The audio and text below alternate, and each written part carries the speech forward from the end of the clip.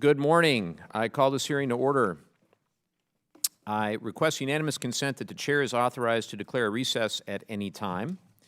Hearing no objection, I want to welcome everyone to today's joint hearing with the Economic Opportunity Subcommittee and Women Veterans Task Force on the economic well-being of women veterans.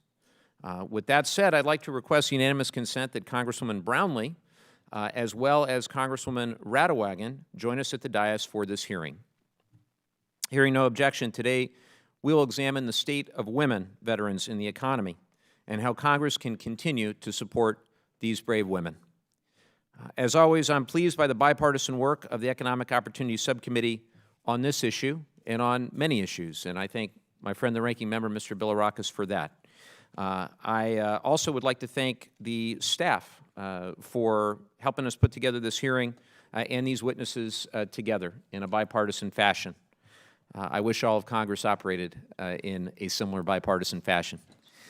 I'm excited for the 5 panelists we have joining us, and I'd like to note for procedure's sake that in accordance with committee rules, the committee minority was offered the opportunity to invite a witness.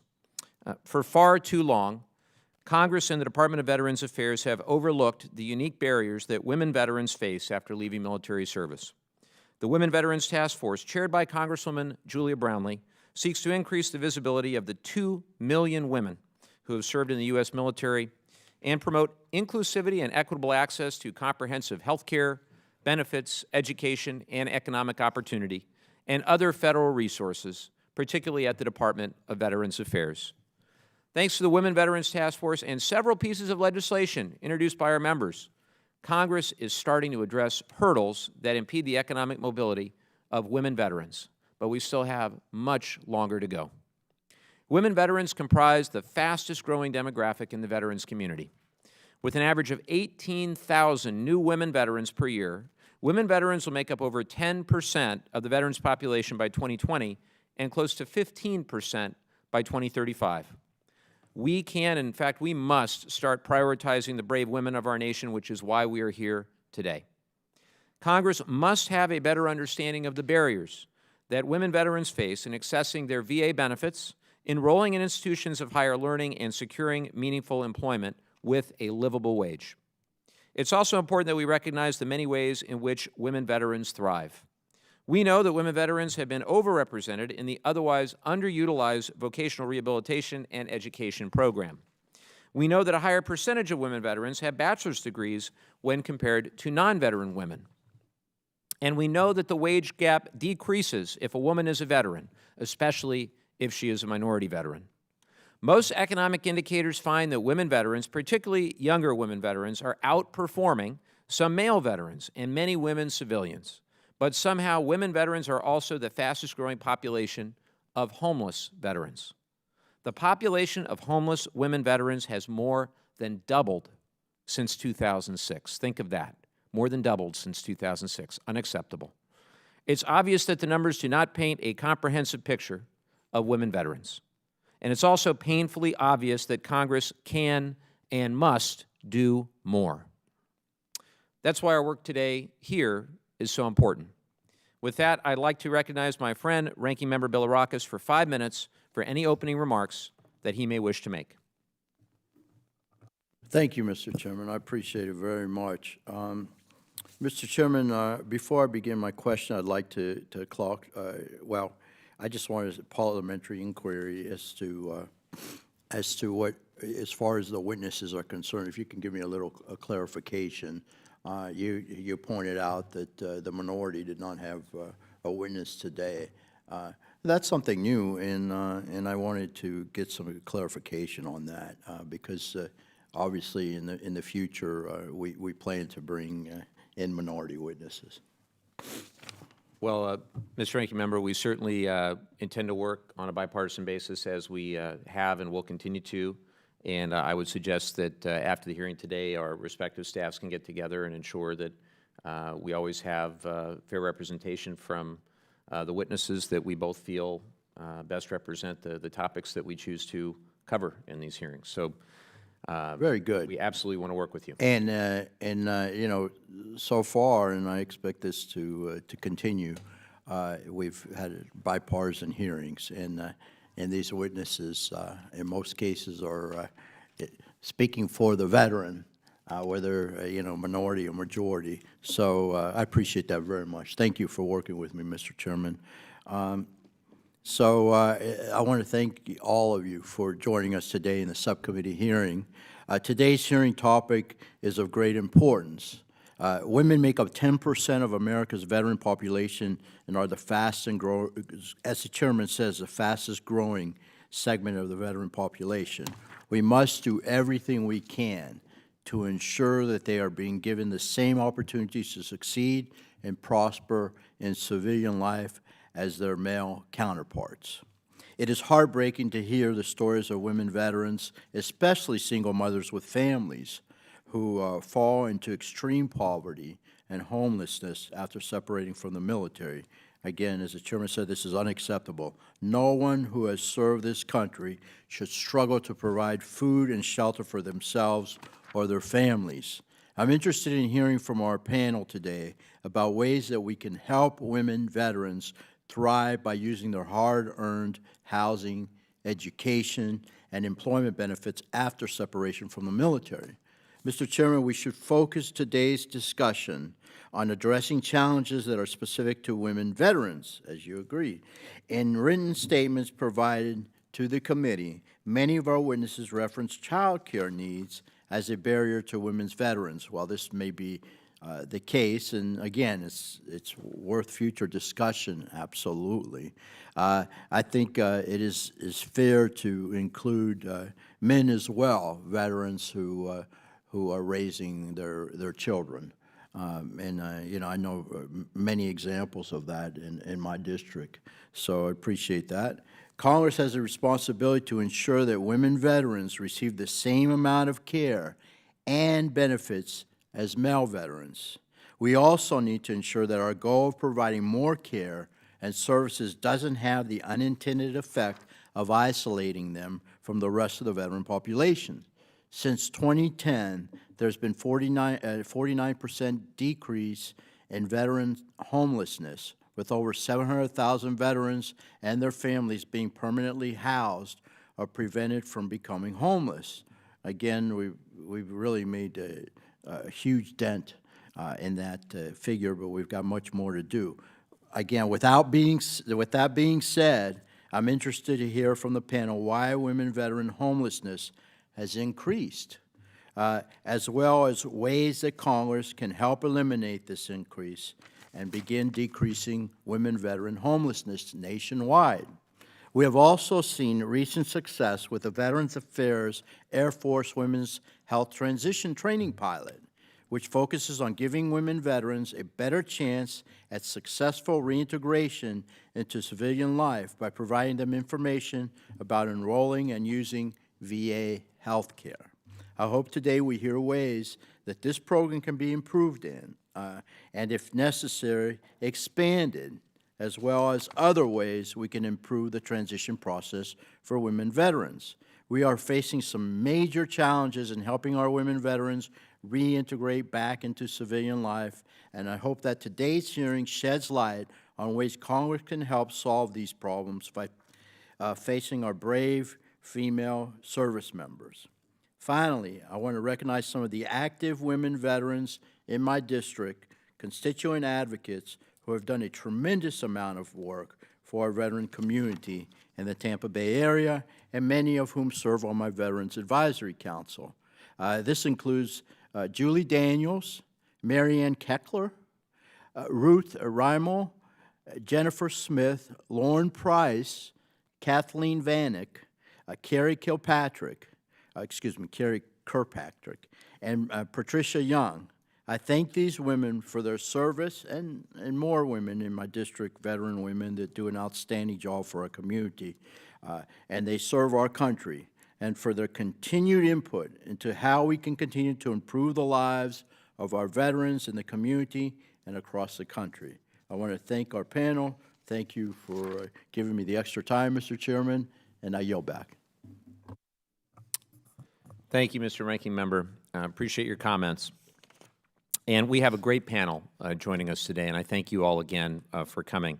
We have Ms. Lauren Augustine, Vice President at the Student Veterans of America, Ms. Maureen Casey, the Chief Operating Officer for the Institute for Veterans and Military Families at Syracuse University, Ms. Jazz Booth, the founder of Final Salute Incorporated, Ms. Christine Schwartz, Chief Executive Officer at Service to School, and Ms. Jody Grenier, Chief Executive Officer at Foundation for Women Warriors, a Southern California nonprofit that serves women veterans in my district in Southern California. Your insight is crucial to ensuring that the work we do today and in the weeks and months ahead is most effective. So I'm very grateful that you're all here. And with that, I'd like to recognize Ms. Augustine for 5 minutes. Chairman Levin, Ranking Member Bilirakis, and members of the subcommittee, good morning, and thank you for inviting Student Veterans of America to submit our testimony on the impact of higher education and the GI Bill on women veterans' economic well-being. Established in 2008, SVA is a national higher education nonprofit founded to empower student veterans to, through, and beyond their higher education journey. With over 1,500 campus chapters across the United States and in 4 countries overseas, serving over 750,000 student veterans, SVA maintains a lifelong commitment to each student's success from campus life to employment. Through research like our National Veterans Education Success Tracker and SVA Census, we are able to look at the population of student veterans as a whole to better understand their successes and opportunities for additional support. For women veterans in higher education, the research broadly illustrates a good news story. First, women veterans are overrepresented in higher education when compared to the overall percentage of women veterans in America. Women veterans pursuing higher education comprise 26% of all student veterans, compared to comprising about 10% of the overall veteran population and about 17% of the post-9/11 veteran population. Second, women veterans not only have a propensity to seek out higher education, but to also succeed. In its first 6 years, the post-9/11 GI Bill enabled over 346,000 veterans to complete a post-secondary degree or certificate, 23% of whom are women. Additionally, women veterans consistently earn degrees at higher levels than their civilian peers, solidifying that these students are worth the investment America is making in them. And last, when we look internal to SVA chapters, women veterans are, quite frankly, crushing it as leaders on their campuses. Women make up nearly half of all of our chapter leaders and have comprised nearly half of all of our student veterans of the year.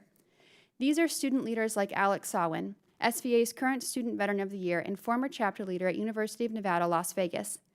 In addition to leading the Rebel Vets at UNLV, Alex helped organize the first Operation Battleborn Ruck March in Nevada, which brought together student veterans and supporters to carry close to 7,000 dog tags through Nevada in honor of the post-9/11 service members killed in action over Memorial Day last year. These women leaders bring traits from military service such as persistence, resiliency, the ability to work as a member of a team, and a commitment to service that help enhance their campuses and chapters. That leadership on campus leads to leadership in careers and communities and promotes a holistic well-being for a lifetime. While women veterans are doing markedly well in higher education, there are, of course, opportunities to better empower and support them and their non-traditional student peers. Access to childcare is consistently a top concern from chapters and women student veterans, which makes sense given 46% of student veterans have children and 14% of those parents are single parents. In addition to concerns around access to childcare in general, students also express a concern around needing childcare during off hours, on weekends, or during exam study times that do not always align with traditional childcare options. Examining ways to help alleviate these concerns, which admittedly goes beyond just the student veteran population, will help empower these students to succeed. Supporting women veterans, and again, their non-traditional student peers, pursuing STEM degrees is also an opportunity for further review and analysis. While women veterans work in STEM occupations at twice the rate of non-veteran women, and STEM degrees are in the top 3 types of degrees earned by student veterans as a whole, examining things like attending school part-time, heavy course loads, and time-intensive laboratory work and how those might interact with students balancing additional work and family obligations could show interesting opportunities to better support STEM degree-seeking women. Additional opportunities for support include encouraging schools to better utilize tools like prior learning assessments and flexible course sequencing, ensuring VA has what it needs to provide timely and accurate GI Bill payments to schools and student veterans, and maintaining key student protections. Chairman, Ranking Member, and the Subcommittee, thank you for your time and attention and devotion to the cause of women and all veterans in higher education. I look forward to your questions. Thank you, Ms. Augustine. Appreciate your testimony. And I'd now like to recognize Ms. Casey for 5 minutes.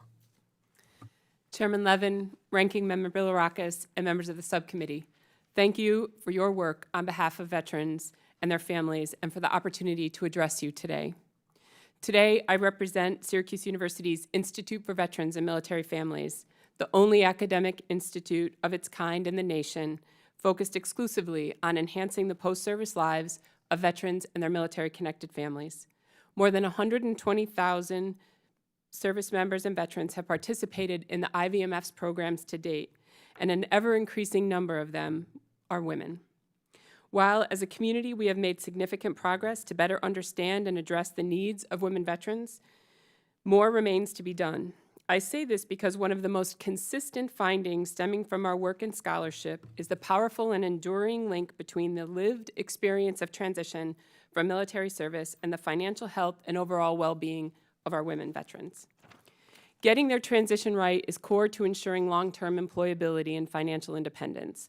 Alternatively, a negative transition experience is likely to position a woman veteran, and by extension her family, on a trajectory of compromised financial stability, from which our experience suggests it is often exceedingly difficult to recover.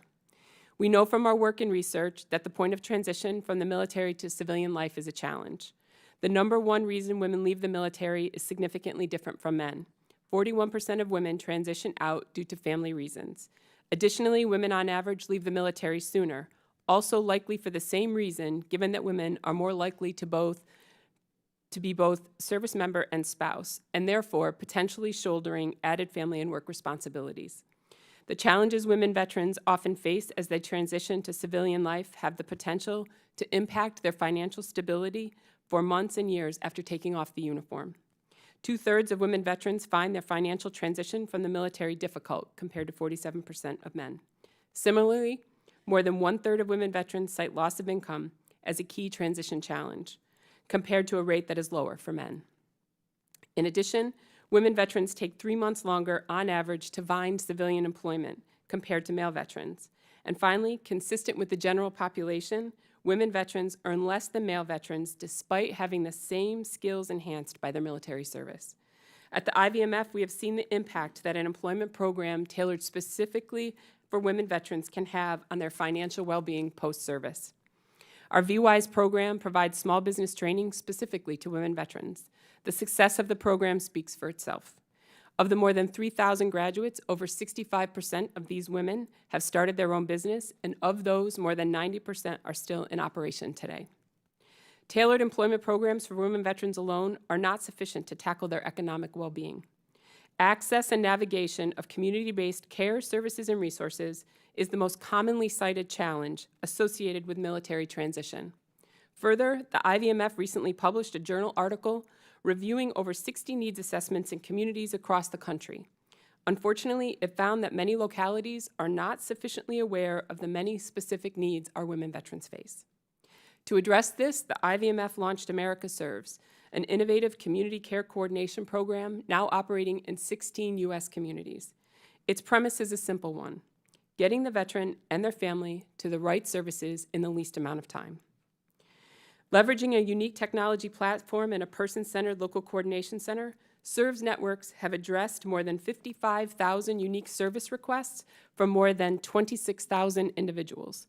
Of note, women veterans are seeking assistance from our Serves networks at rates higher than their representation in the veteran population. Our data also tells us that employment support is the second most commonly requested service behind housing. Therefore, based both on our practical experience and academic research, it is clear that if we are going to have a meaningful impact on the economic well-being of our women veterans, the public and private sectors must collaborate in 2 key ways. First, we must design and deliver new and innovative employment-related programs that are purpose-built to address the unique needs of women veterans, whether at the point of transition or as the need arises post-service. And we must work together to identify means and methods to support care coordination and social service navigation within and across communities our women veterans call home. On behalf of the Veterans and Military Connected Families, the IVMF serves in partnership with this committee. Thank you very much for the opportunity to provide testimony today, and I look forward to answering your questions. Thank you, Ms. Casey, and thank you for all the good work you're doing at Syracuse. I'd now like to recognize Ms. Booth for 5 minutes. Thank you, Chairman Levin, Ranking Member Bilirakis, and the rest of the committee members for this opportunity to speak to you today.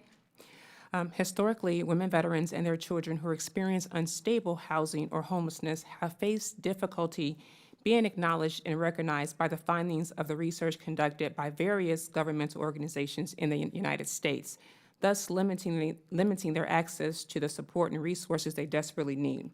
This vulnerable population is further marginalized by the underestimation in the research of how many homeless women veterans there are overall, and various definitions of homelessness that fail to capture women veterans who are precariously housed. Currently, the federal definition of homelessness does not take into account women veterans who couch surf. That is primarily how women veterans keep them and their children together. Currently, the point-in-time count, which takes into account HUD's definition and the VA's definition of who is homeless, does not take into women veterans who couch surf. And this count is conducted in January on one of the arguably coldest nights of the year.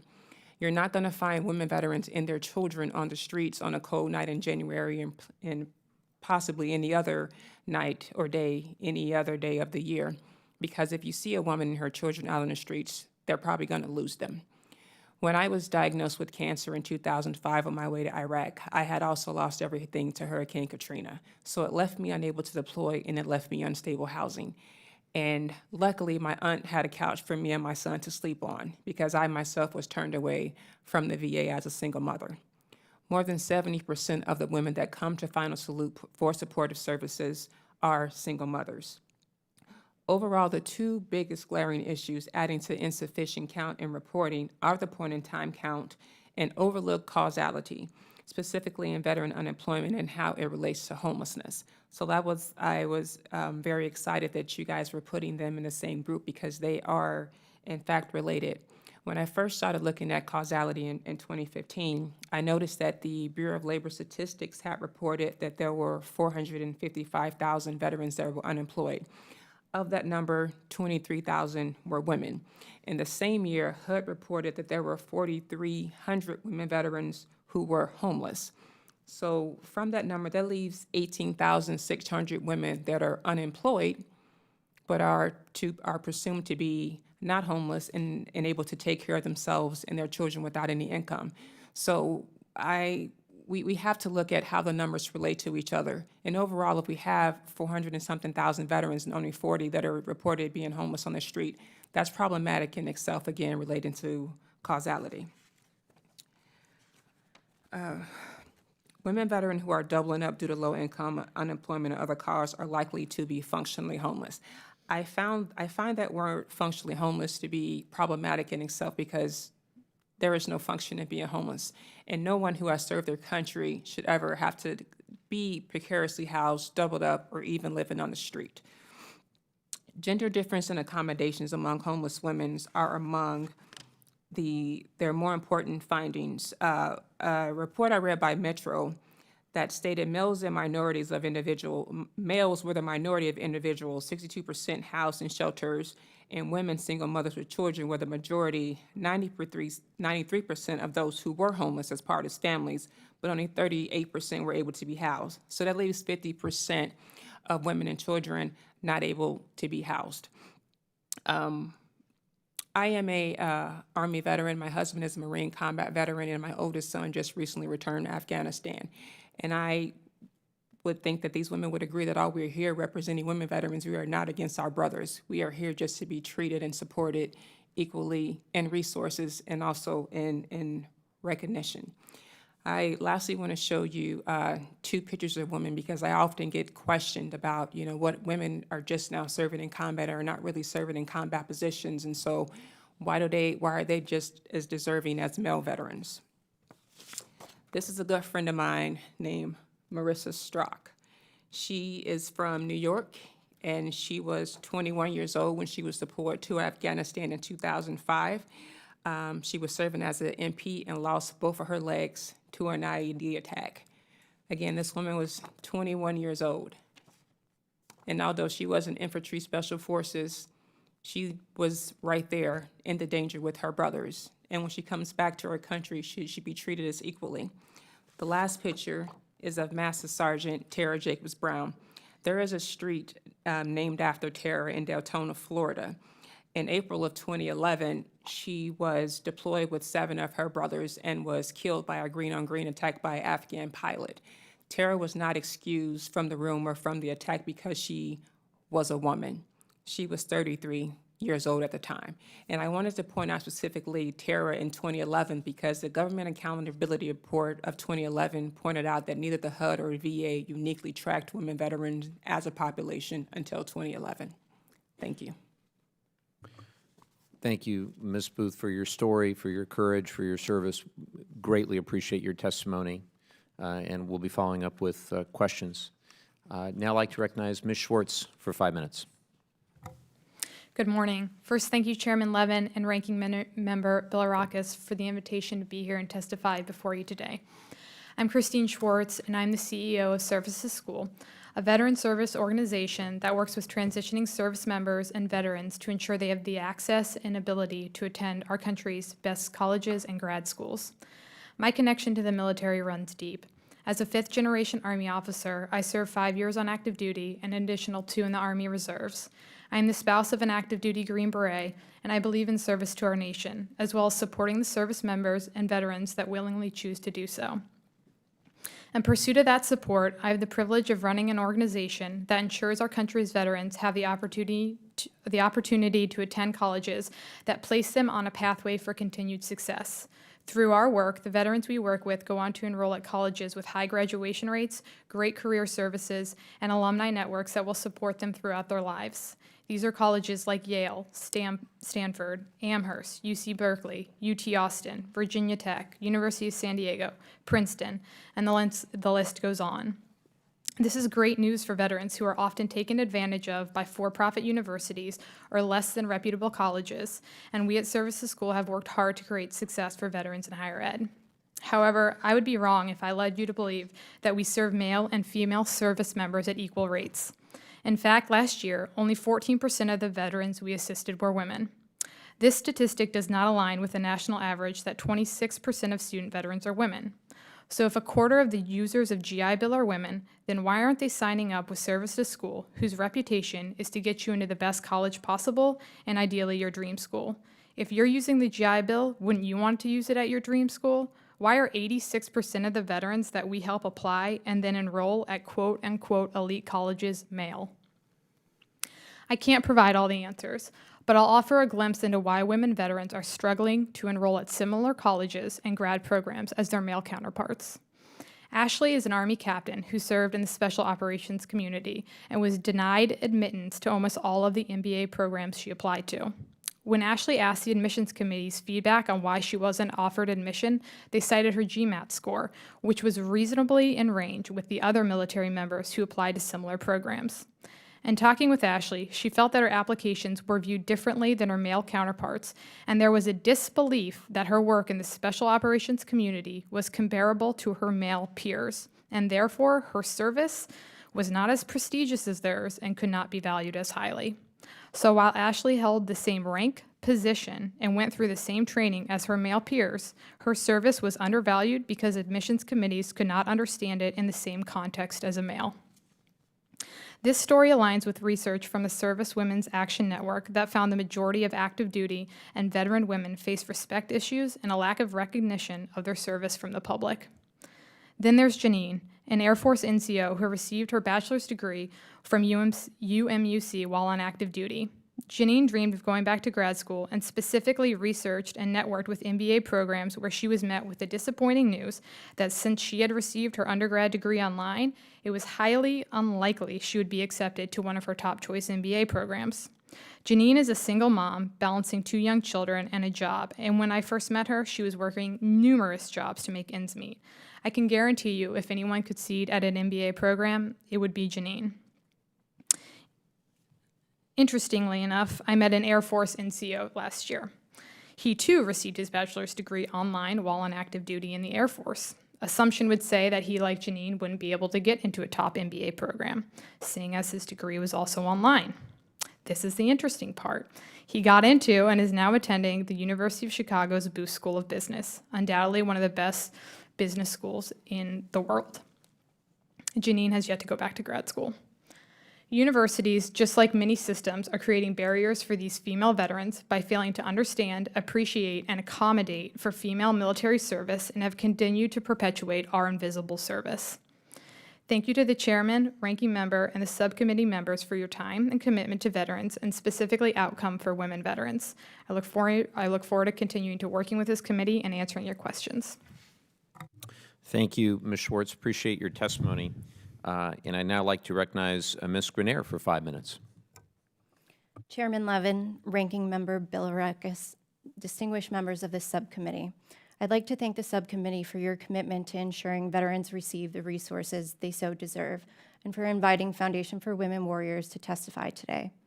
My name is Jody Grenier. I'm a Marine Corps veteran. I served from 2000 to 2005 as an intelligence analyst, and I deployed twice to Iraq. I hold a bachelor's in psychology and a master's in nonprofit leadership and management from the University of San Diego. Since 2016, I have served as the Chief Executive Officer of Foundation for Women Warriors, a nonprofit organization solely dedicated to honoring and empowering women veterans through transition services. Our organization was originally founded in 1920 to provide housing to widows under the name California Soldiers Widows Housing Association. Our organization is a testament to women's history. It demonstrates the financial inequity experienced by women, the inaccurate historical categorization of women veterans and spouses, and the constant fight to be heard by the very country and institutions in which women have honorably served to protect.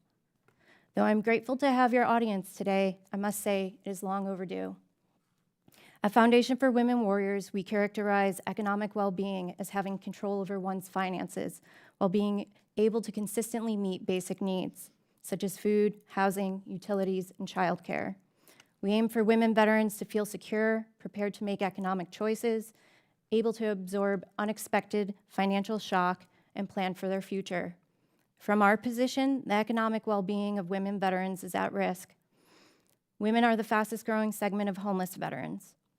In California, 60% of the state's women veterans reported experiencing some form of housing instability. Women veterans are reported as having a higher unemployment rate, lower median income, more likely to live below the poverty threshold when compared to their male counterparts.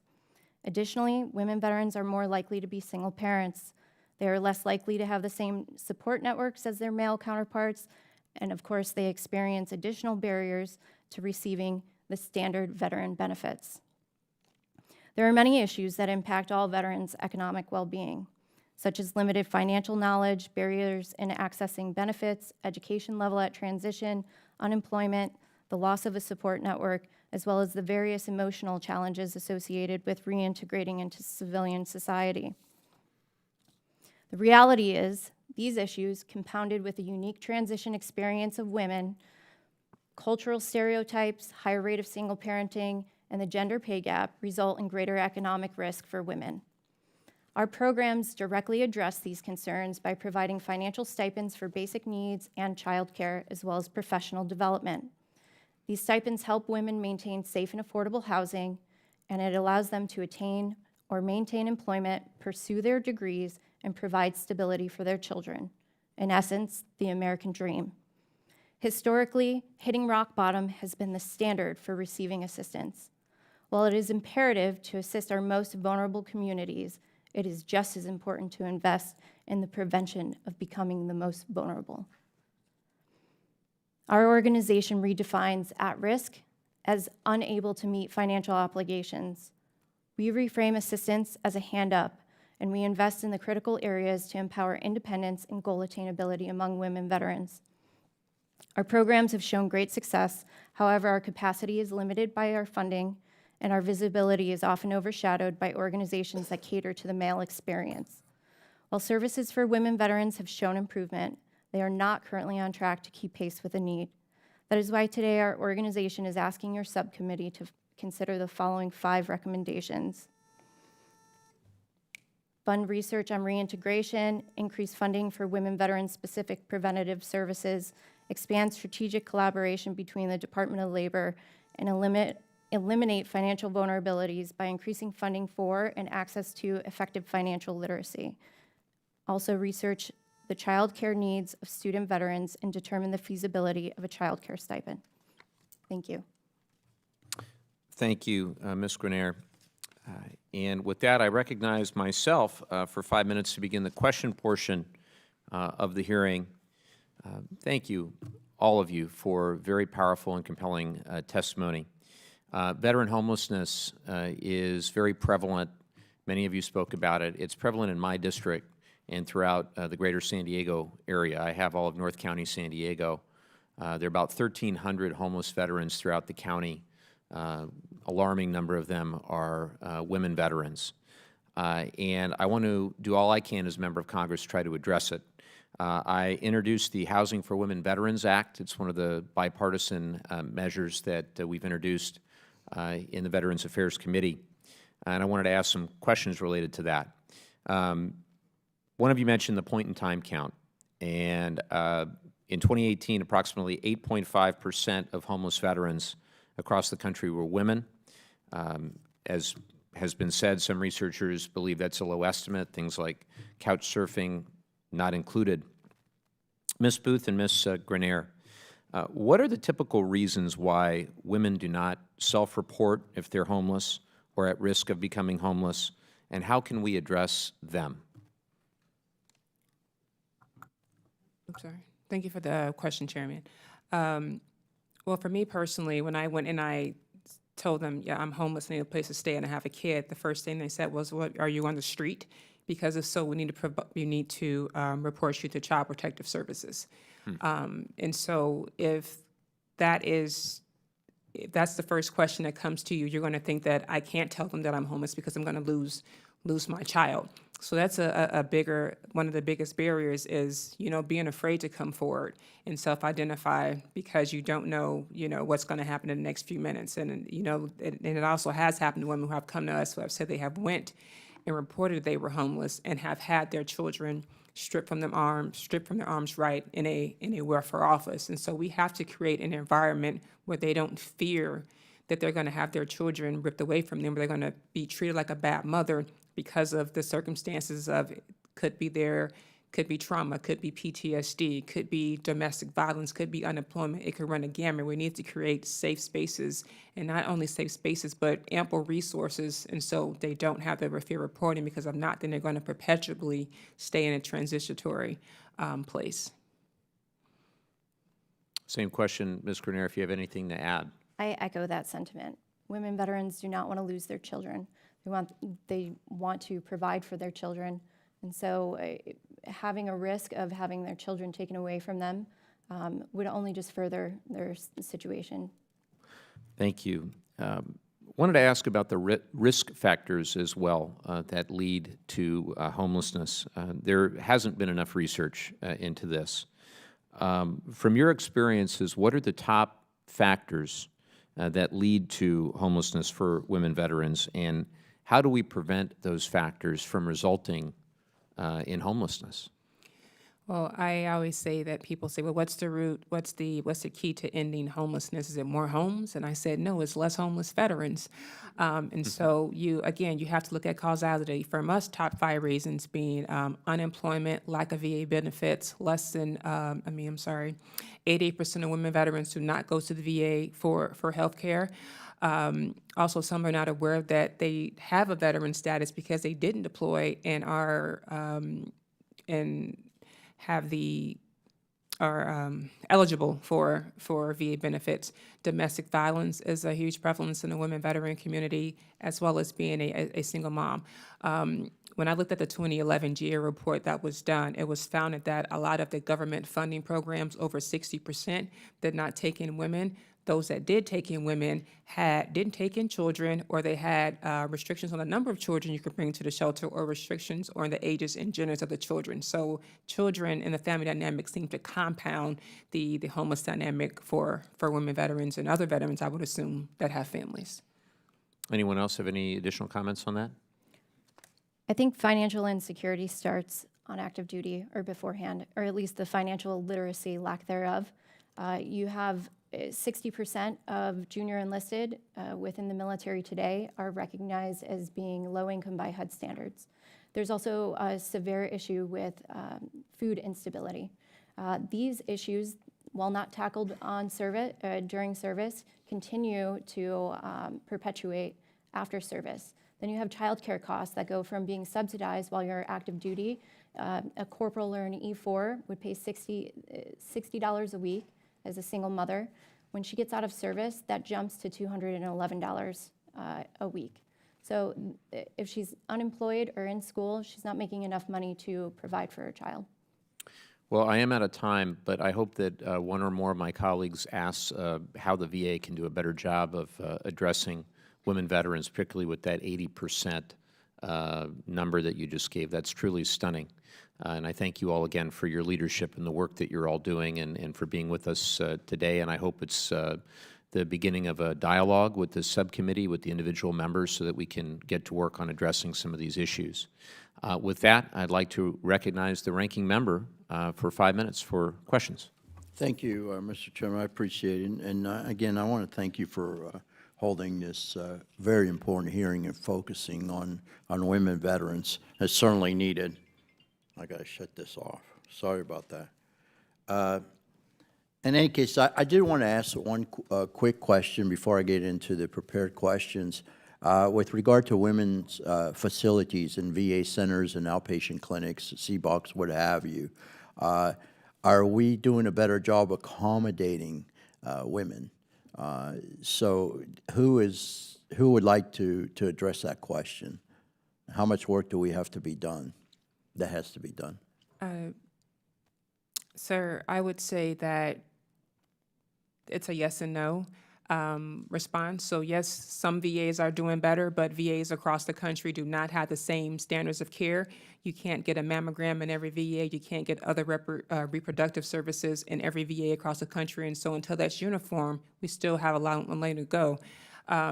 If she's in California and I'm in Virginia or DC VA Medical Center, we should have the same standards of care, but we don't. So that in itself is a problem. It should be uniform, just like the medical care we got across the board when we were in the military.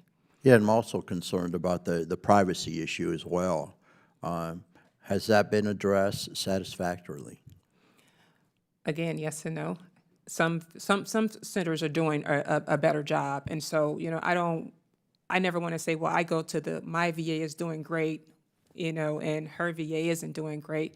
There are some VAs that do have private interests, but I have noticed I go into the DC VA Medical Center, there is one interest, and there we have a high prevalence of male veterans that are catcalling the women veterans as they go in there to get treated, and some of them just turn around and leave back out because you shouldn't have to go through a gauntlet of unprofessionalism while you're trying to get medical treatment. And I would assume that that's probably harder for women who have experienced military sexual trauma. Well, thank you very much for that question. And we'll follow up. We've got to get this right for our women veterans. My staff has recently been briefed, and this is for the entire panel. My staff has recently been briefed on the success of the Veterans Affairs Air Force Women's Health Transition Training Pilot Program run jointly by DOD and VA. This program is designed to provide information to participants about health care and services that are available to eligible women veterans through the Veterans Health Administration. Apart from expansion, what changes or suggestions do you have in making this program more successful? Because I understand it has been successful, and we can use it as a model. But what suggestions do you have? Let's start from over here, if that's Yes, sir, okay. absolutely. So one of the things that particular program is healthcare focused, which is generally a bit outside of the lane of SVA. However, one of the things that we have talked about relevant to TAP in general is that it should be viewed more as an orientation. It is a one-week program that's quite intensive on the amount of information that's given and what's thrown at you in terms of the breadth and depth of benefits available. What that Air Force program does is allow for a much more localized and intensive understanding of specific benefits that we think could be successful when applied to other types of things. For example, the GI Bill. If you're taken to a college campus and shown around or given some sort of in-depth, individualized counseling on how to access college, not just the GI Bill benefits, but how to choose a college, what is a quality college, what's the total cost of college, we think we could see similar success across the board. Thank you. Yes, please. Thank you. I think that for us, while I'm less familiar with the Air Force specific program, I think what we have found generally is that the primary goal for our transition assistance program across all of the service branches is to make every transitioning service member an informed consumer. So, Ms. Casey, would you mind turning on your microphone? Just so that we get you on the record. I can hear you, though. apologies. Thank you. I do it, too. What I was going to say is while I am less familiar with the Air Force specific program, I think what our research and our experience has taught us is that the goal of the transition program across all of the service branches should be to make every transitioning service member an informed consumer about all of the benefits and services that are available to them. So, for example, the most recent change that is about to come into play with regard to making the what is now voluntary or optional, the follow-on programs that are part of the transition assistance program around entrepreneurship training, education, and employment, making those mandatory is a great first step so that we can ensure that they're informed consumers across all of their options. Thank you very much. In the interest of time, Mr. Chairman, I'm going to yield back, and I'll submit the rest of the questions for the record. Thank you. Thank you, Mr. Ranking Member. I'd now like to recognize someone who's a true leader in this area, the chairwoman of the Women Veterans Task Force, also the chair of the Health Subcommittee of the Veterans Affairs Committee, Chairwoman Julia Brownlee. Thank you for all your good work, and I'd like to recognize you for 5 minutes for questions. Well, thank you, Mr. Chairman, and I actually have another meeting to return to, so I'm not going to ask a question, but I really wanted to be here to hear each and every one of you and hear your testimony. And Mr. Chairman, thank you, and Ranking Member Bilirakis, too, for having this very, very important hearing in collaboration with the Women's Veterans Task Force. I've also often said that when women serve in the military, they are a visible minority, and when they leave, women veterans often become invisible. And the Women's Veterans Task Force is working very, very hard to change that. And the task force really aims to promote inclusivity and equitable access to resources, benefits, and health care for women veterans. So it is very encouraging that each subcommittee of the VA committee is having a hearing on issues that impact women veterans. The Women's Veterans Task Force now we have 72 members and growing each and every day, and we are really committed to addressing the unique issues and challenges that women veterans face. So together we're working to achieve equity for the 2 million women who answer the call to serve in the United States military, and it's already very, very clear from this morning's testimony that there are numerous opportunities to support our nation's warriors, our nation's women warriors, to thrive economically. And I just want to say to the women veterans who have testified today, you have all made yourself very visible. And we thank you for your service, and we thank you for your continued service as civilians in terms of what you are doing. We are all motivated, extremely motivated, to really achieve the equity of access that we are all striving for. So I hope that I can meet with each of you individually and really look forward to working with you, and thank you again for all you're doing to lift up our brave women who serve our country. Thank you very much, and thank you again, Mr. Chairman, for the opportunity. Thank you, Chair Brownlee, and just fantastic job getting 72 of our colleagues on the task force. We need the other 350. So if there are people here that are not on the Women Veterans Task Force, I hope they sign up. Thank you for your leadership. With that, I'd like to recognize Mr. Bergman for 5 minutes. Thank you, Mr. Chairman, and thanks to all of you on the panel for being here today, and also thanks to Representative Brownlee for leading the task force. I'm a proud member of that task force, and I echo the chairman's comments about getting more of our colleagues involved. Couple of questions, not specifically directed towards any one of you as an individual, so whoever wants to answer, great. If nobody wants to answer, okay, I understand.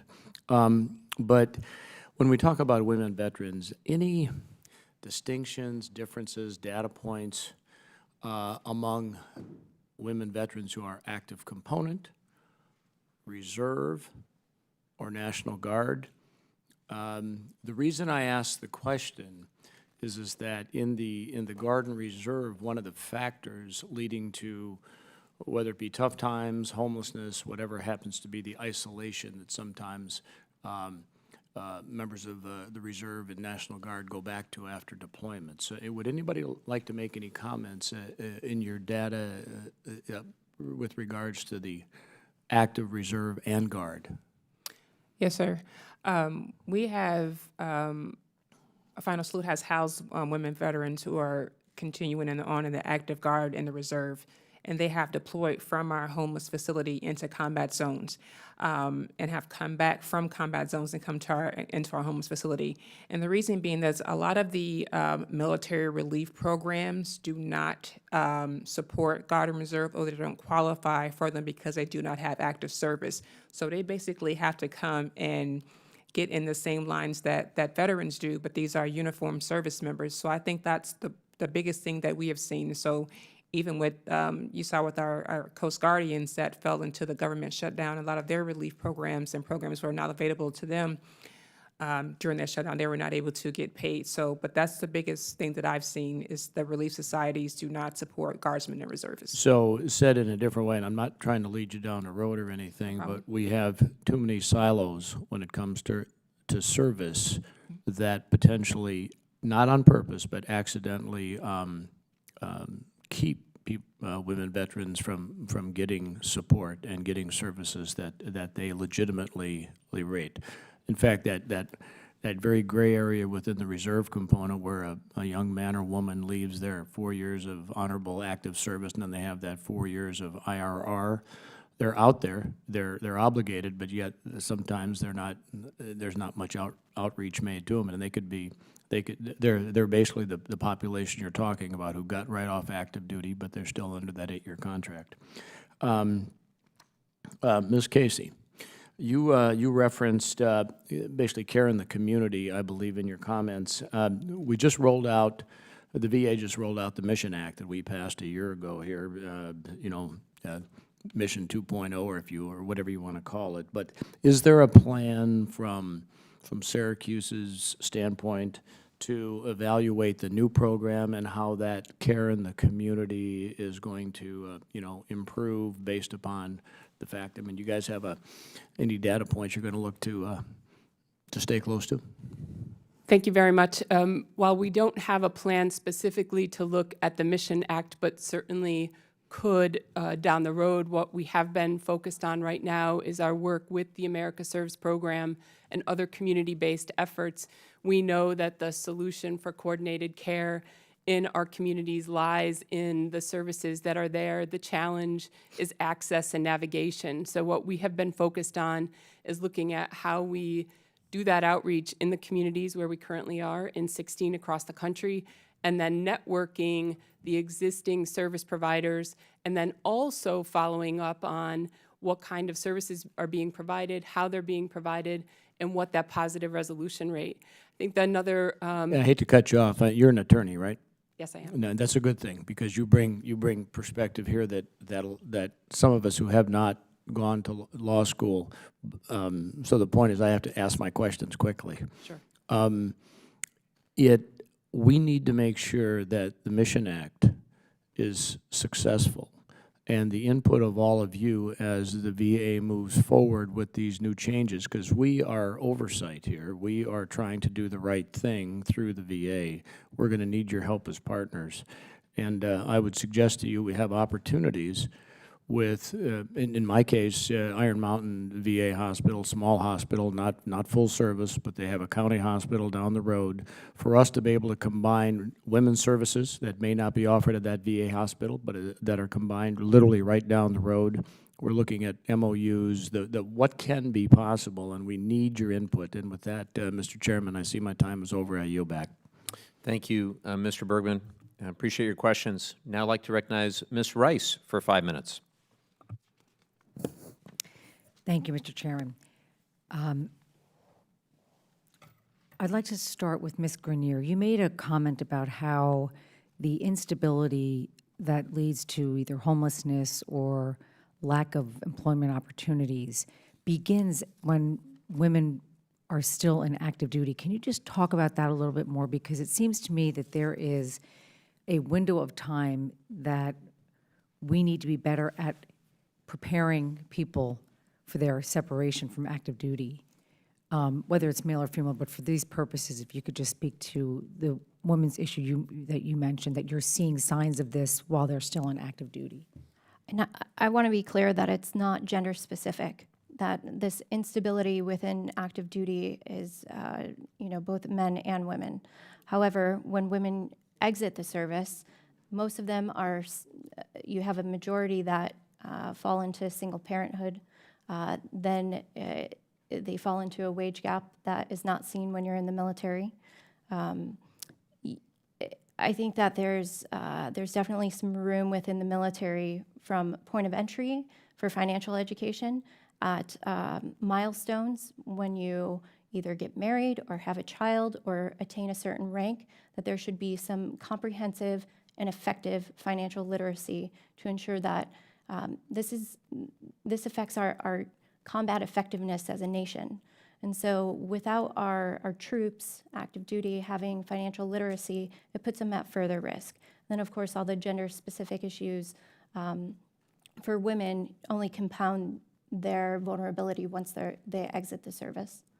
So during a recent roundtable event that was hosted by the Women's Veterans Task Force, an issue was raised about women veterans being more likely to enter a civilian career that is different from their military occupational specialty. Why do you think that is the case, and how do misperceptions about women's roles in the military impact their educational and employment opportunities? From my experience, I don't have data to speculate, but I think from my experience, when you choose a job at 18 years old, that is something that, is fleeting in terms of your trajectory. It might be something that you like while you serve in the military, and then when you get out, you say, you know what, I did logistics, I no longer want to do that anymore, I want to look somewhere else. Or maybe it was taxing on the person's ability to have a family or their time. So I think that's something is not necessarily gender specific. I think it's military wide, but I would say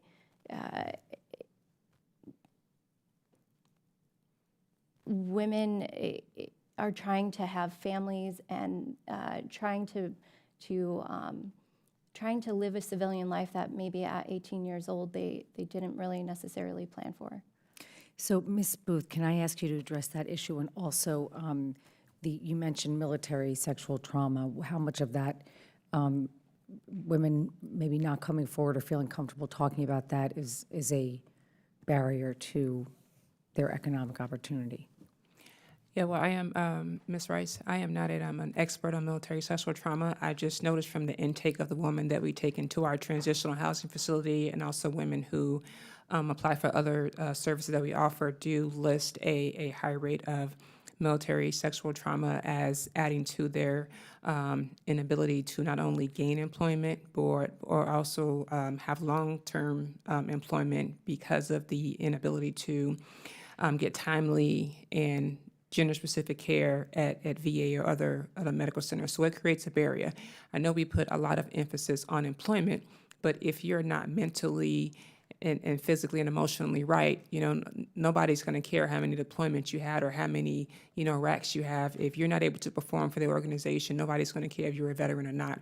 So we have to work from the inside out and focus on the root causes and the unique needs, as opposed to just give this person a job and they'll be okay, because that's not the answer. But I do feel like we're putting the cart before the horse in that situation. And just to piggyback on what Ms. Grenier mentioned earlier, a lot of us as women also were not given those opportunities while we were in service to switch jobs or to have leadership or management positions or do that thing that we wanted to do. And we come to find ourselves able to do that once we transition out of civilian life. So some of it's opportunity and some of it is needing a change. And there is also a family dynamic put into that. Well, I think at the heart of this is that women need to be seen on equal level as men. And when you have a motto that only talks about to care for him who shall have borne the battle and for his widow and his orphan, I mean, right there, women are starting at a disadvantage, just to throw that in there. Thank you all very much. I yield back, Mr. Chairman. Thank you, Ms. Rice. I'd now like to recognize Ms. Rodewagen for 5 minutes. Thank you, Mr. Chairman and Ranking Member, for holding this very important hearing. My question is for the whole panel. In what ways do you believe that we can encourage educational institutions to view women veterans the same way as male veterans when looking at program admissions? Ms. Grenier, you want to start?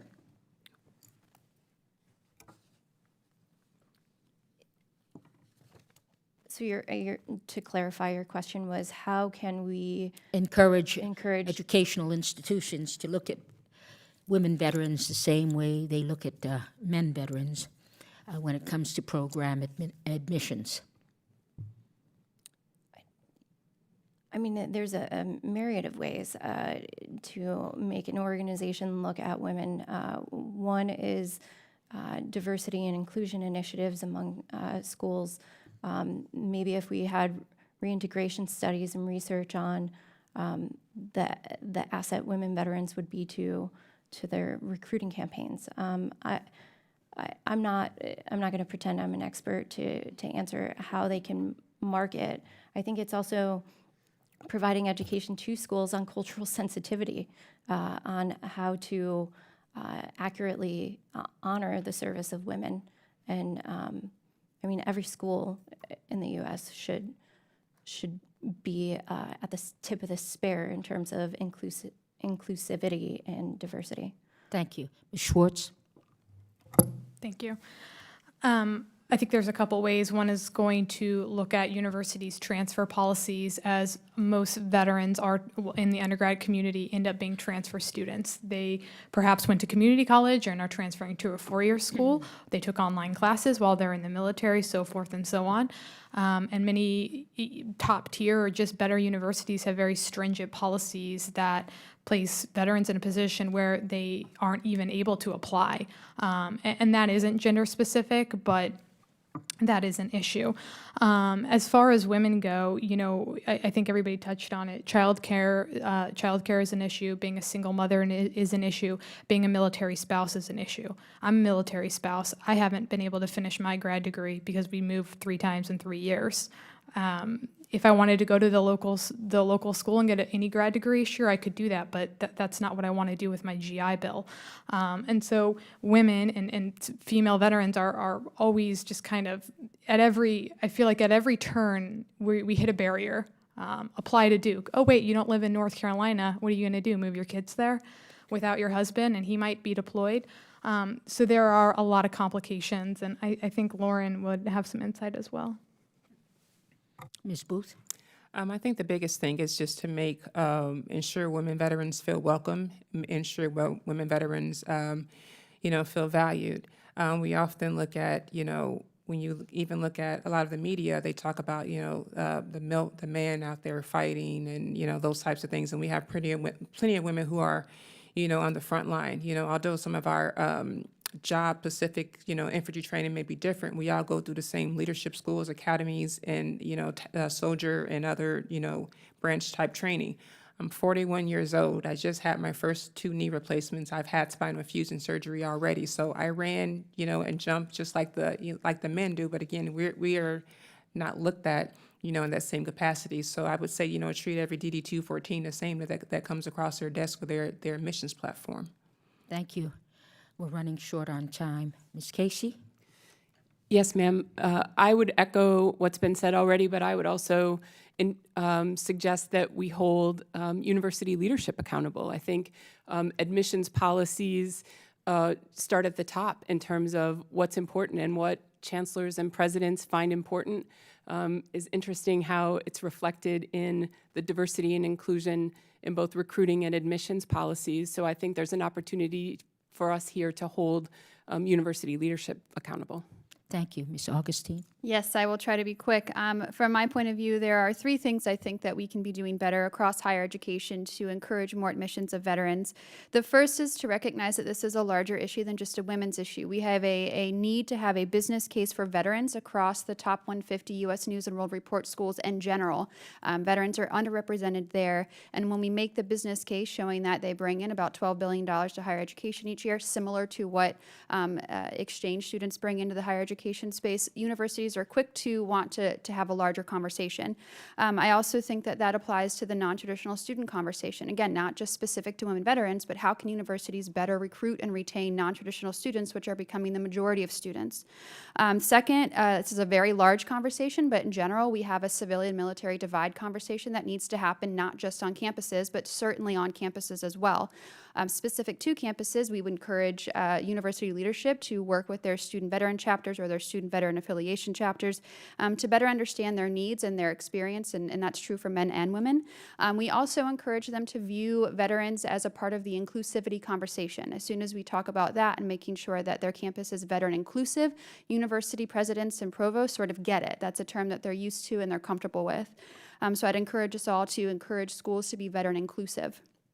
And last, the thing that we can do is support peer support networks on campus. We know that students succeed when they're around people that are like them. So if we encourage women veterans to connect with their local student veteran chapter, they'll be more likely to succeed and feel welcomed and inclusive on campus. Thank you, Mr. Chairman. Thank you. And I'd now like to recognize Mr. Brindisi for 5 minutes. Thank you, Mr. Chairman, and welcome to all of our witnesses here today, especially Ms. Casey, who's from my neck of the woods in upstate New York. Thank you for being here. I do want to ask you, Ms. Casey, about Syracuse's Institute for Veterans and Military Families. I understand it's a wonderful program, and you're doing incredible work really to help transition individuals from military service to civilian life. And I want to talk a little bit about a couple of the programs that you offer, like Onward to Opportunity and the Veterans Career Transition Program. Can you speak to the interconnectedness of these programs and what the data is showing regarding these programs' effectiveness, specifically for women's veterans? Yes, sir. Thank you very much for that question. So our Onward to Opportunity program is only one of its kind currently being offered. It is offered both on installation and online. It is the only end-to-end kind of transition employment training program where we are offering industry-recognized training and credentialing exams, and then ultimately connecting those participants to a network of more than 1,000 employers. We're seeing higher than average online completion rates. We're seeing very successful employment connection rates. And more significantly for employers, we're seeing higher than average retention rates at the 6-month and 1-year points post-employment. Specifically with respect to women veterans, we're seeing that women veterans that complete these programs are earning more money than their non-veteran counterparts. We're seeing more women veterans entering STEM. So we're seeing that there is more positive outcomes for those women, but we certainly have more work to be done in the research in that regard. And can you tell me what role, if any, do these programs have with the VA? Does VA collaborate with you at all? Well, the VA isn't necessarily collaborating with us in Onward to Opportunity, but they certainly have been working with us in our America Serves work in communities across the country. We have an MOU with the VA that allows local VA facilities to participate in our SERVS networks. But I would say that we are also working with the DoD and the branches of military service with regard to Onward to Opportunity. We're also working with the Department of Labor on many of our research initiatives, and with the SBA on our entrepreneurship training program. So we're deeply engaged with the federal government. I think there's opportunity for certainly more of that, but we are trying to create those touch points across all of our portfolio of programs. Okay. And I want to ask, so I represent a very large rural district in upstate New York, and this question is really for any of the witnesses. I know access to primary care is very challenging in rural areas, and access to care for women veterans in rural areas is very challenging. So what is the VA doing? How is the VA doing trying to get care into rural areas, and specifically when it comes to women veterans? I'm happy to start with that. So I know that there has been a considerable effort by the VA to use things like telemedicine to reach rural areas, and that's something that we think can also be utilized to reach rural campuses and to better integrate recently transitioned veterans who are using their GI Bill right after service to help them be familiar with VA care, to access VA care where they are in a rural setting and an easy-to-use setting. So they seem to be doing well, and we're here to work with them to make sure that they can continue to do better with that and to allow them to better integrate with those that are recently transitioned on campus.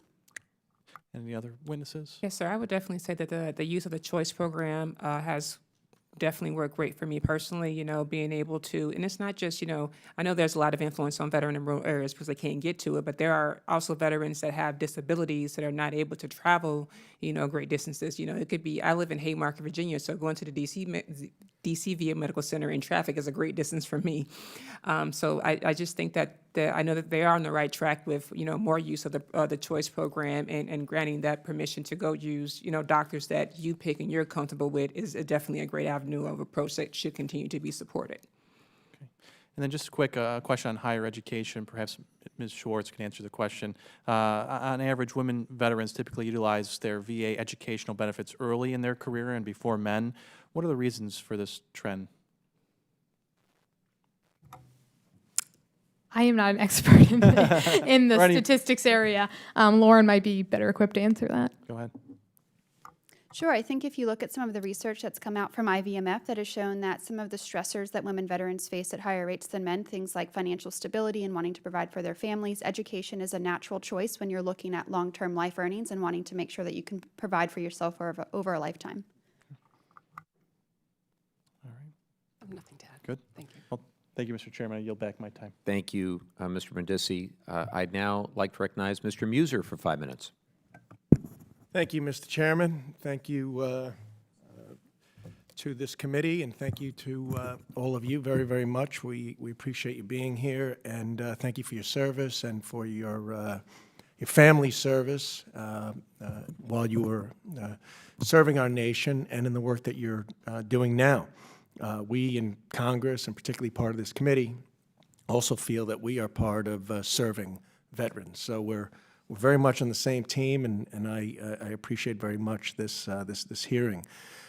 Women veterans, by definition, are exceptional, right? I mean, they had the courage to join. They're patriots. They're selfless. They made it through boot camp. They were serving for years away from their families, often in combat, overcoming fear and danger. For the greater good, for all of us. So these are great Americans that we are talking about. And so I certainly feel given the right, fair opportunities, they will do terrific. So this is what we need to work on. In addition, they face the same issues that many veterans sadly face: PTSD and other inflictions from being in combat. So there's some very important issues here, such as, and I did put them in somewhat order, and this may not be the right order, but women veteran homelessness, food availability, childcare, employment, and education opportunities. So just to start with women veterans homelessness, which is a tragedy. Ms. Booth, you had some interesting comments there. Could you elaborate further on some ideas for solutions? Well, sir, I think the biggest hurdle is that federal definition of homelessness needs to be changed because it is exclusionary to women veterans and those with families by design. Again, you're not going to find women veterans and their children out on the street on the coldest night of January when the government counts them that one year, because that number becomes the gospel. And people look at that number as, oh, there's only 3,000, it's not that big of a problem. So they don't put a lot of funding, a lot of resources and effort into women veteran homelessness because, again, 3,000 is a very small number. It doesn't look like a big deal. So I think that's the first hurdle that we have to get over, is because, again, it's exclusionary, and it also makes this very small population even more invisible by one definition that's used to allocate much-needed resources across the spectrum for veteran opportunities and resources. Okay. Do your local VAs provide any advocacy for those that are homeless? Do you find? They do provide advocacy, but I would say, although we're not funded by the VA, over 80% of our referrals come from the Department of Veterans Affairs. Okay, great. Related to food, there's an organization in my district known as the Keystone Military Families. A woman by the name of Kyle Lord founded it and is the director of it today. It's in right outside of Hamburg in Shoemakersville, Pennsylvania. They do incredible work. I've been in there a few times watching families come in, women, men and women, parents, and all. Does your areas, do you find that you have such outlets and organizations that are helpful? I'll ask you, Ms. Casey. Yes, thank you. We do have a number of organizations locally in and around the greater Syracuse area that create environments very similar to what you described. One in particular is called Clear Path for Veterans. It does create a holistic environment, offers training programs, locations where families can come, training, referrals for resources. I think that the goal, though, should be to ensure that all kinds of service providers are culturally competent to deal with veterans and their families as they come in for different kinds of services. While we are very fortunate to have a veteran-specific veteran servicing organization in our area, there are many areas that don't necessarily have that range of services. And that's why we've found, for example, that our SERVS networks in communities are very good. There are many organizations that are good at dealing with homelessness that aren't necessarily veteran-specific. So we need to ensure that they are culturally competent in terms of the work and the services that they offer. All right. Well, thank you. I really have a few more questions I'd like to ask. Maybe we could do that later. But, Mr. Chairman, I yield back my time. Thank you. Thank you, Mr. Muser. I'd now like to recognize Ms. Lee for 5 minutes. Thank you, Mr. Chairman, for having this important hearing and continuing to shed light on women's veterans issues. And thank you, all of the panelists, for being here. Ms. Schwartz, I'd like to chat with you a little bit about service to school. And, you know, we've talked about childcare as a barrier to veterans seeking care at the VA, and also some of them foregoing mental health treatment or other physical therapy because they can't afford childcare.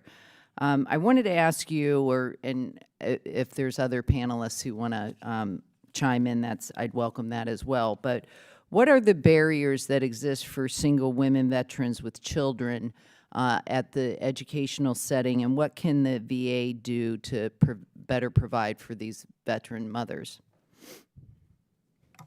Sure. I'm going to provide anecdotal information. Childcare is absolutely an issue for I think any woman, female veteran aside, if you're a working woman or you're in school and you have children, it is an issue. But you think through a veteran, and specifically an enlisted veteran that has gotten out and is maybe working part-time, not making a ton of money, and she wants to go back to school. How can she pay for all of her bills, classes, and childcare, and successfully be able to attend all those different things, graduate, and go on to get a job? I mean, it's just, you know, let's lean in and do it all. I mean, we can't. So if there were better services, and this goes for everything, not just education, but while you're seeking an employment, and then as you begin your first job, helping you transition to a place where you are at at a point where you make enough money to pay for decent childcare for your children.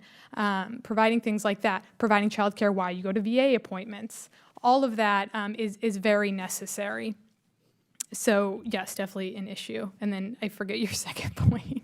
Just what we can do better, the VA could do better. And if anyone else wants to, Ms. Casey, if you wanted to chime in.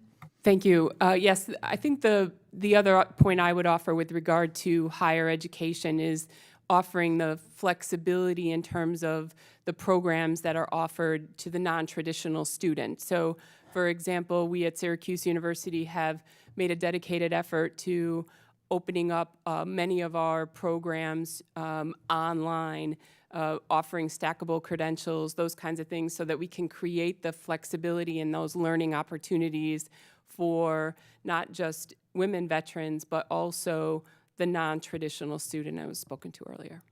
Great, thank you. Ms. Augustine, is there anything that you see colleges doing to assist with childcare needs of women veterans on campuses?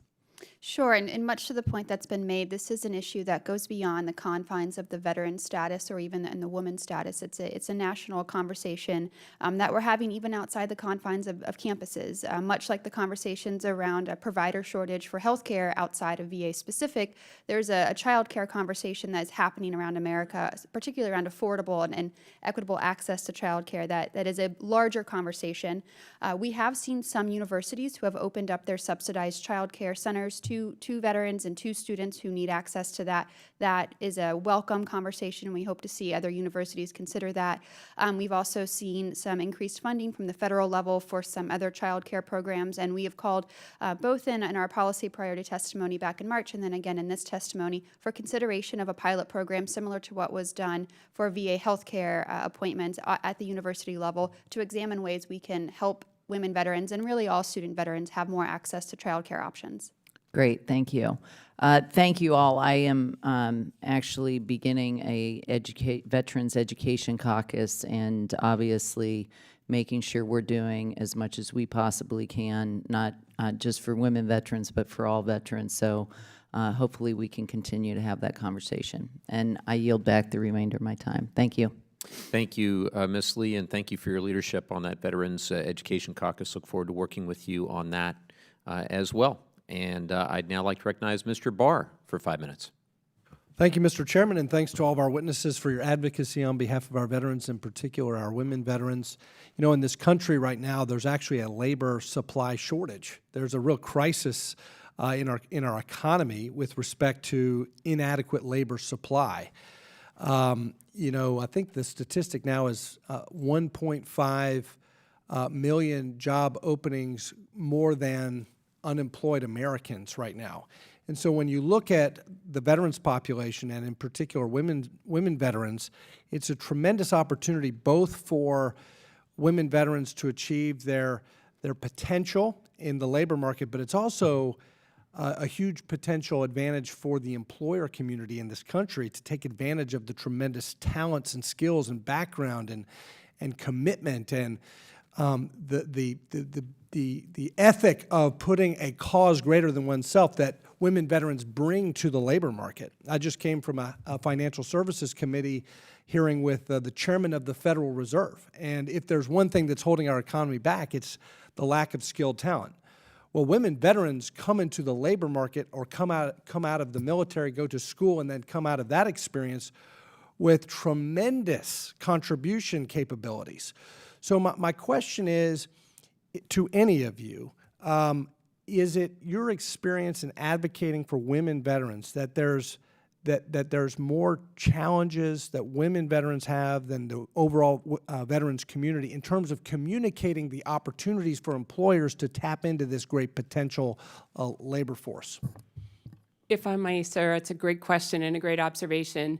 So what we have seen, it is an issue for both men and women coming out of the military to adequately describe their skills and talents. I think one of the things that we've seen through our Onward to Opportunity program, though, is that while they have this great experience, they need a particular training or credential in order to qualify for that civilian sector job. So as you point out, given the labor market conditions, what we're trying to do is to introduce different training and credentialing programs to give them that certification, and more significantly, to directly connect them to a network of more than 1,000 employers to create that opportunity. I think that's really been one of the other challenges, is making that meaningful connection as you transition out to a meaningful employment opportunity long term. So while there is a challenge for women veterans, it is a challenge across the veteran community. Well, thanks for your great work on that. And as a follow-up question to anyone, does the employer community, or maybe the chambers of commerce around the country, do we need to do a better job educating that community about the women veteran community as a potential source of applicants? If I might, sir, before joining the IVMF, I worked for JP Morgan Chase that started the Veterans Job Mission, which is now a coalition of more than 250 employers focused solely on hiring veterans and military spouses. I think there's been a great deal of progress made to educate employers on the value of hiring veteran talent and what it brings to the workforce. I think it's a constant educational process. I think that we get lulled into a sense of complacency when we look at the unemployment rates for our veterans, and I think that we can't let that happen. We have to stay focused on this as an ongoing effort. Does anyone else want to comment on those topics? Yes, sir. I also think that, again, although there are lots of initiatives, and I see all types of job fairs that say, hey, veterans come to job fairs, but I do know that mostly I don't see a lot of statistics that come back out of those job fairs, reference who was actually hired, what were the demographics that were hired. And I also know that mostly male veterans are targeted during those types of job fairs. So although the need may be there and opportunities may be there, they are not specifically, from my experience, targeting women veterans for those positions. Well, we need to get the word out, because boy, oh boy, what a tremendous opportunity for everyone involved. Final question, and it has to do with women veteran homelessness. Since 2010, veteran homelessness has gone down 49%, but women veteran homelessness has actually increased, sadly, by 7%. My hometown of Lexington, Kentucky, has been confirmed by the United States Interagency Council on Homelessness at HUD and the VA as a community that has effectively ended veteran homelessness. My question is, why has veteran homelessness increased nationwide, and what can we do to address that particular issue? So you mentioned a statistic that was given out in 2010 and why it increased. The Government Accountability Office report in 2011 showed that VA or HUD didn't track women veterans until 2011. So I suspect that they were out there and were just not tracked. And so I think they're making strides towards tracking them, but the methods that are used, again, are kind of faulted by that federal definition. Even our organization, who has a transitional housing facility, the only one in the D.C. metro area for women veterans and their children, we were told that they do not count the women veterans in our transitional housing as homeless because they did not come out of a shelter or off the streets. Thank you. My time has expired. Thank you, Mr. Barr. Appreciate all the questions from my colleagues, and again, I want to thank each of you for your testimony. We're just barely scratching the surface, obviously, today, and we'll be following up. I know one area where I was particularly struck was by your testimony, Ms. Booth, with regard to why mothers are afraid to self-report, and the issue with Child Protective Services. So I actually was speaking to our counsel during the questioning, and commit to you that we're going to follow up and understand the dynamics there and see what we can do to address that, whether it's legislatively or otherwise. So that's obviously a very difficult situation. I want to thank the ranking member for his remarks and his leadership, Ms. Brownlee, who was here earlier, and her leadership on the Women Veterans Task Force and on the Health Subcommittee. And we're going to continue to discuss this issue and the greater issues that face our women veterans. I know I will, representing an area with a ton of veterans in North San Diego County, South Orange County. We just had a town hall over the break with about 150 veterans, about 20 of whom were women veterans, with powerful and compelling stories. And I'm truly grateful, again, to each of you. I will remind my colleagues that all members have 5 legislative days to revise and extend their remarks and include additional materials. And without objection, the subcommittee stands adjourned.